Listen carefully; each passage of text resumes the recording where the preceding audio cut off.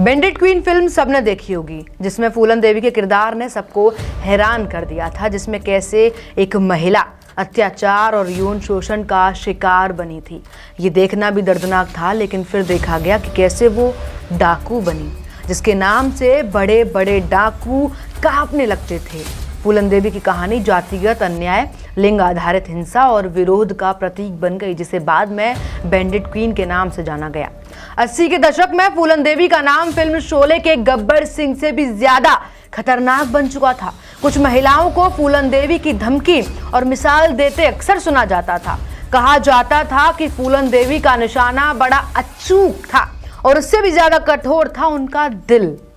ये इससे भी लगता था कि फूलन देवी ने बेहमई में एक लाइन में खड़ा करके 22 ठाकुरों की हत्या कर दी थी और उन्हें जरा भी इस बात का मलाल नहीं था।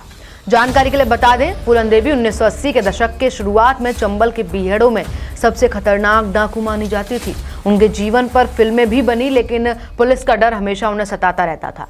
अब ये भी जानते हैं कि आखिर फूलन देवी की कहानी क्या है, आखिर बच्चा बच्चा फूलन देवी को कैसा जानने लगा और आखिर इतने बड़े बड़े डाकू एक फूलन देवी से डरते थे। एक नन्ही सी बच्ची, दुनिया से अनजान, जिसे पता ही नहीं जहां वो पैदा हुई वो दुनिया अलग है, जिसके माँ बाप मजदूरी कर पेट भरते। जानकारों का कहना है कि फूलन पैदाइशी विरोधी स्वभाव की थी। गांव के गलियारों में खेलते खेलते दोस्तों के साथ झगड़ों में भी अव्वल रहती थी। फिर एक दिन उसके भाई ने बचपन में ही उसकी एक अधेड़ उम्र के व्यक्ति से शादी करा दी, जिसने शादी की रात ही फूलन का बलात्कार किया और हर दिन उनका यौन शोषण होने लगा। फिर फूलन एक दिन घर छोड़कर अपने माँ बाप के घर चली गई, जहाँ मजदूरी करने लगी। लेकिन फिर एक ऐसा दिन आया जब एक डाकू गैंग ने फूलन का अपहरण कर लिया। बस उसके बाद ही उनका डाकू बनने का रास्ता बन गया और उन्होंने 14 फरवरी 1981 को बेहमई में 22 ठाकुरों की हत्या कर दी। इस घटना ने फूलन देवी का नाम बच्चे बच्चे की जुबान पर ला दिया। फूलन देवी का कहना था कि उन्होंने ये हत्याएं बदला लेने के लिए की थी। उनका कहना था कि ठाकुरों ने उनके साथ सामूहिक बलात्कार किया, जिसका बदला लेने के लिए उन्होंने ये हत्याएं की। खासकर ठाकुरों से उनकी दुश्मनी थी, इसलिए उन्होंने अपनी जान का खतरा हमेशा महसूस रहता था। आखिर वो दिन आया जब चंबल के बीहड़ों में पुलिस और ठाकुरों से बचते बचते शायद फूलन थक गई और इसीलिए उन्होंने हथियार डालने का मन बना लिया। लेकिन आत्मसमर्पण का रास्ता इतना आसान भी नहीं था। फूलन देवी को शक था कि यूपी पुलिस उन्हें समर्पण के बाद किसी न किसी तरीके से मार देगी, इसलिए उन्होंने एमपी सरकार के सामने हथियार डालने के लिए सौदेबाजी की। एमपी के तत्कालीन मुख्यमंत्री अर्जुन सिंह के सामने फूलन देवी ने एक समारोह में हथियार डाले। उस समय फूलन देवी की लोकप्रियता किसी फिल्मी सितारे से कम नहीं थी। जानकारों के अनुसार फूलन देवी समर्पण के लिए जब आई तब लाल रंग का कपड़ा माथे पर बांधा हुआ था और हाथ में बंदूक लिए जब वे मंच की तरफ बढ़ी तो सबकी सांसें मानो जैसे थम गई हों कि कहीं फूलन यहाँ भी गोली नहीं चला दे। और कुछ ही लम्हों में फूलन देवी ने अपनी बंदूक माथे पर लगाकर उसे अर्जुन सिंह के पैरों में रख दिया। और यही वह घड़ी थी जब फूलन देवी ने डाकू की जिंदगी को अलविदा कहा। फूलन मिजाज से बहुत चिड़चिड़ी थी और किसी से बात नहीं करती थी। करती भी थी तो उनके मुंह से हमेशा गाली निकलती थी। जानकार तो ये भी कहते हैं कि फूलन देवी खास तौर से पत्रकारों से बातचीत करते हुए कतराती थी, डरती थी।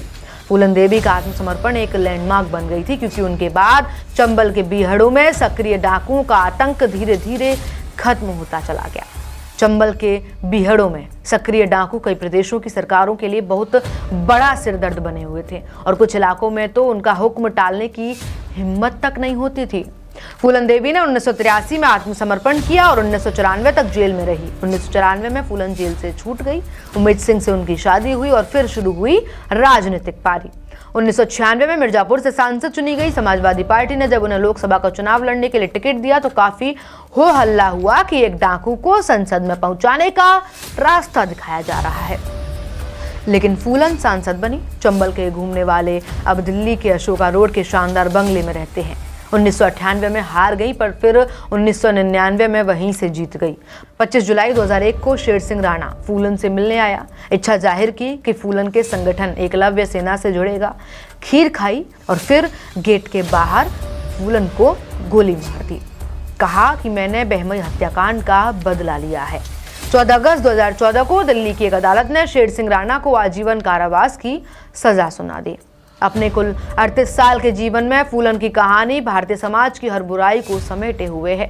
कहीं ऐसा लग सकता है कि ये बलात्कार का नतीजा था, लेकिन अरुंधति रॉय कहती हैं कि अगर बलात्कार फूलन देवी बनाता तो देश में अभी भी हजारों फूलन देवियां घूम रही होती। ये पूरी मर्दवादी संस्कृति की पैदाइश है। जाति, जमीन, औरत, मर्द सब कुछ समेटे हुए ये कहानी है। ये कहानी आप तक क्या संदेश लेकर आती है? क्या कंक्लूजन आप इस कहानी का निकालते हैं? क्या ब्रीफ संक्षेप आप इस कहानी से सोचते हैं? ज़रा कमेंट बॉक्स में हमें ज़रूर बताइएगा। और पूरी ये रिपोर्ट हमारी लिखी है हमारे सहयोगी सोनू ढाका ने और आप तक हमने पहुंचाई है। और ऐसी तमाम इंटरेस्टिंग इन्फॉर्मेशन के लिए बने रहिए हमारे साथ। देखते रहिए अपडेट इंडिया में आपके साथ कृपा उपाध्याय।